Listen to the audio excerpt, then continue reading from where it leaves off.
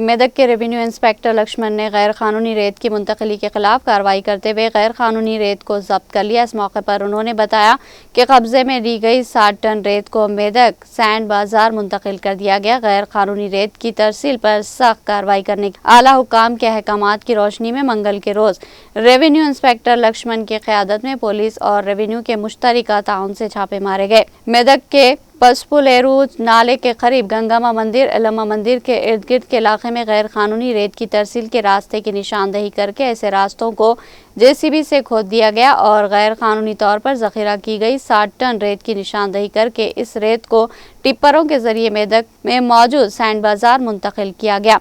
उन्होंने इस मौके पर बताया कि गैर कानूनी रेत की तरसील को किसी भी सूरत नजरअंदाज नहीं किया जाएगा।